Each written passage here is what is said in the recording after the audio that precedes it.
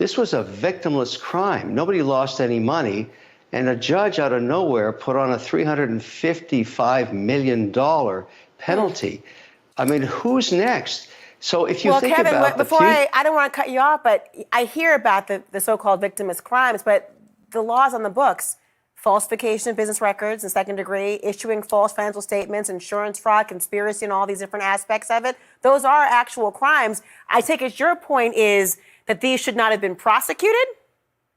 Well, my point is there's never been a case like this in 75 years. Everything you just listed off is done by every real estate developer everywhere on earth in every city. This has never, ever been prosecuted. Never been prosecuted. I find it so hard to believe that you could lie on a business loan application.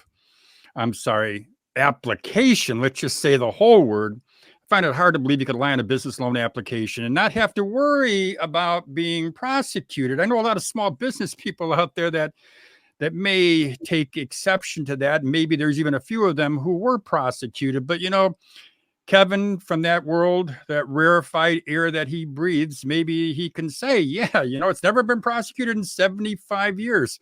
Well, I've got somebody who I think is an expert. She's going to be joining us. Kish Townsend is a person who works with a lot of businesses. She's been in the real estate business, and Kish is the perfect person to talk about Mr. Wonderful's assertion that you go ahead and just write whatever you want on your loan application. So let's welcome Kish Townsend. Let me go ahead and pull her up here. Hey, Kish. Well, thank you for that wonderful introduction. And I'm not approving your application, by the way. But anyway, I can't believe Kevin would say such a thing. I mean, let's just go back to what our parents told us growing up. If all of your friends are doing the wrong thing, is it okay if you do it too because everybody else is doing it? That's stupid. I don't understand that. Fraud is fraud. No, yeah, you're right. It is. Fraud is fraud. And he says, he says in the video, he says, this isn't about anybody else. It's not about Trump. It's just about, hey, everybody's been doing it for the last 75 years or more. It makes no sense, Kish. No, it really doesn't. And to say something like this is a victimless crime is just, that's absurd. I mean, let's just look at what happened with the Paycheck protection plan back during the pandemic. All of these people all of these business owners who decided to just kind of fabricate a little bit to receive this money, that really was a problem for the small business owner who actually was being honest in their record keeping and their financial documents that they presented to legitimately receive this money. Now we're looking at all of these people who decided to fabricate a little bit on their PPP applications. Now they're being called on the carpet, and people are really looking at indictments now. So it's a real thing. I mean, there's real consequences to this. Well, you know what? It's funny you just said that because I really hadn't thought about it. But yeah, there were a lot of, certainly we all read, we see it on the news where people are being indicted for falsifying applications. And those are loan applications, I'm guessing, right? Yes, there was a formal, although confusing at first, there was a formal application process that a business owner had to go through to receive that money. And to think that there were so many people who were fraudulently receiving the money, it's really, really frustrating for somebody trying to do the right thing. The small guy who owns the cake shop, or the single mom who owns a cleaning company. That money could have gone into the hands of people who really needed it. Well, you've been in the real estate market as well. I mean, do you see a lot of folks falsifying their loan applications to get real estate? I personally don't deal a lot with that because I do counsel my buyers and sellers pretty well with, understanding the process and what kind of documentation that they'll need. But I'm sure, of course, it does happen.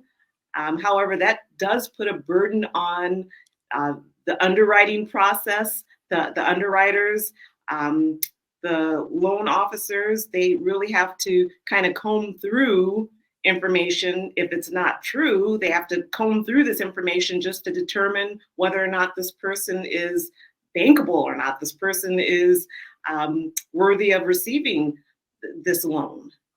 Well, you know what it gets me to is that, here he is talking about that, it hasn't happened in 75 years. No one's been prosecuted. He knows a lot of real estate developers are going to start fleeing the market.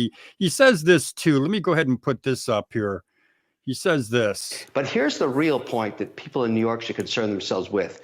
You can put your money anywhere. I'm a real estate developer.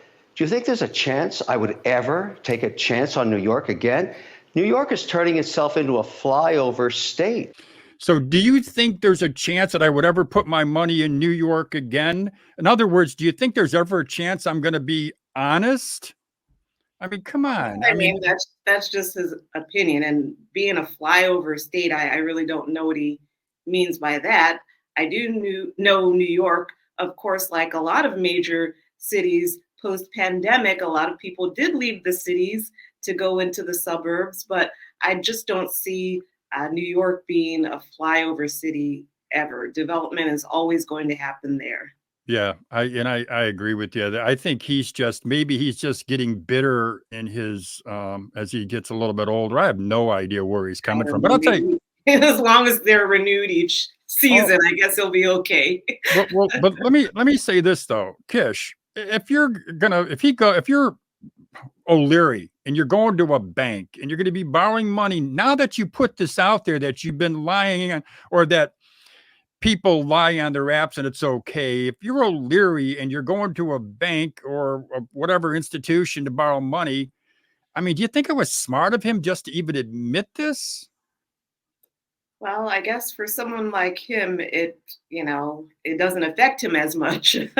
But the small guy, like I said, the smaller entrepreneur who may own a local bake shop or a cleaning company, being honest and being able to access money to grow and in some instances to just make payroll, they're in a different situation. They're in a totally different situation. Yeah, I agree with you, Kish. I just from somebody who started quite a few businesses, whenever I went to get a loan or a line of credit, even when I got a line, it was a large 7-figure line of credit. I just remember being all concerned, making sure that I was dotting my I's and crossing my T's, making sure I did everything all right. And sometimes a small business owner, he's going to be going in to get that money. And what are they going to be thinking? They're going to make sure their I's are dotted, their T's are crossed. And now that O'Leary's put this out there, I think it's a concern. I mean, to me, it would be. It is a concern. And especially, I was just looking at a couple of notes. I was doing a little reading earlier. The feds, they did a survey on small business credit. And those who participated, these small business owners from all over the country, the results were almost 60% of them felt like, as far as their financial status was concerned, almost 60% said they were fair to poor when it came to how they felt their financial condition was. So money is really needed for these small businesses to stay afloat in some aspects. Yeah, and we see it every day. And whether it's on my Side Hustle Rules channel or it's on my Over 50 TV YouTube channel, where I encourage folks to start side hustles. I just got a message from some guy. Matter of fact, I was really happy. He watched one of my videos and he said that after 10 years as a school teacher running a side hustle, he's built it big enough now that he can go ahead and quit his teaching job and start his business. But you know what? He's going to need money to get going. So yeah. And I'm not discouraging anybody out there who has that entrepreneurial spirit and thinks, hey, I can do this, because you can. There are a lot of alternative financing options out there that I'm seeing a lot of small business owners utilizing. I mean, crowdfunding, JV opportunities, joint venture opportunities, even, in some situation's hard money, but there are other ways to build your business outside of just going through the traditional loan channels, going through the banks, Yeah. because it is difficult to receive a loan. Well, look, Kish, let me ask you, if you were sitting across from Kevin O'Leary right now and you were looking into his eyes, what would you say to him about going and getting a loan? What would you recommend? I would say, why don't you think back to when you first started? Think back to the Kevin, I don't know how many years ago, 30, 40 years ago. Um, you know, what advice would you want to be given, honestly, as a new startup, as far as, how you can obtain the money to start your business? Would you want someone really to tell you to start off your business with fraudulent documents? That's crazy. That's crazy.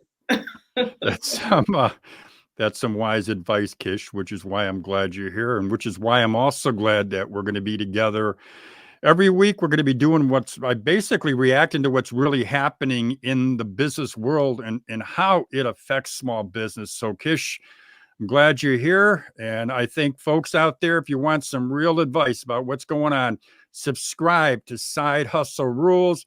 Also, I do have my free Side Hustle Starter Kit. There's a link in the description box. If you're looking to start a new business, you want to see how it is, what you got to do. I've walked you through the 8 steps of starting a side hustle. It's all in my Side Hustle Starter Kit, and it's all yours for free just by clicking on the link in the description box. Kish, I want to thank you for joining us here today. I'm looking forward to being with you every week, Kate. I call you KT. Looking forward to being with you, Kish. Same. Yeah, I enjoyed this, and I'm looking forward to having more discussions about what's happening out here in the small business world. And yeah, thanks for having me. Thank you, KT.